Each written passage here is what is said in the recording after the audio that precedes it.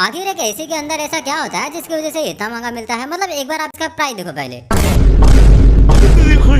चलो मैं आपको बताता हूँ कि आखिर ये इतना महंगा मिलता क्यों है। देखो एसी में दो यूनिट होते हैं, एक इंडोर यूनिट होता है, एक आउटडोर यूनिट होता है। इंडोर यूनिट जो घर के अंदर लगा होता है, आउटडोर जो घर के बाहर लगा होता है। और इंडोर यूनिट में लगभग इतने सारे चीज लगे होते हैं, जिनमें से सबसे पहला है इवापोरेटर कॉइल, जिसमें ठंडी गैस बहती है और जनरली ये कॉपर का बना होता है। और कॉपर का तो प्राइस आपको मालूम ही है कि वो कितना सस्ता मिलता है, जिसका प्राइस है 5500 रुपए। अब ठंडी हवा को आप तक पहुंचाने के लिए एक फैन भी लगाना पड़ेगा, जिसका जो ब्लेड होता है यानी कि क्रॉस फ्लो ब्लोअर फैन, ये लगभग 1300 का मिलता है। अब ये जो ब्लोअर फैन है इसे चलाने के लिए एक मोटर का जरूरत पड़ेगा, जो कि अभी BLDC आता है, तो वो लगभग आएगा 2450 रुपए का। फिर इन सब चीजों को कंट्रोल करने के लिए एक इन्वर्टर कंट्रोल बोर्ड यानी कि पीसीबी खरीदना पड़ेगा आपको, जो कि लगभग 6000 का आएगा। अब हवा को डायरेक्शन देने के लिए एक स्विंग मोटर लगाना पड़ेगा, लगभग 600 रुपए। फिर इन सब अरेंजमेंट में कचरा न चला जाए इसी वजह से एक एयर फिल्टर लगाना पड़ेगा, 400 रुपए। अब इन सब अरेंजमेंट को जोड़ने के लिए एक बॉडी का जरूरत पड़ेगा, जो कि लगभग 3000 रुपए। तो सिर्फ इंडोर यूनिट का प्राइस आ गया 19250 रुपए। अब चलते हैं आउटडोर यूनिट की तरफ। अब आउटडोर यूनिट में बहुत सारे चीज लगे होते हैं, जिनमें से सबसे पहला है इन्वर्टर कंप्रेसर। कंप्रेसर एसी का सबसे महंगा पार्ट होता है, क्योंकि ये रेफ्रिजरेंट गैस को बहुत हाई प्रेशर पर कंप्रेस करता है। इसके अंदर high quality copper vending, powerful motor, precision mechanical part और एयर टाइट सीलिंग होती है। अगेन आउटडोर यूनिट में भी कंडेंसर कॉइल लगा होता है, जो कि कॉपर का होता है, जिसका प्राइस है लगभग 5000 रुपए। अब क्योंकि कंडेंसर कॉइल बहुत ही ज्यादा गर्म होता है, ये कमरे से निकली गर्मी को बाहर हवा में छोड़ देता है, जिसे ठंडा करने के लिए हमें इसमें एक फैन लगाना पड़ेगा, जिसका ब्लेड का दाम है लगभग 800 रुपए। अब इस ब्लेड को घुमाने के लिए एक मोटर लगाना पड़ेगा, जो कि 2000 रुपए।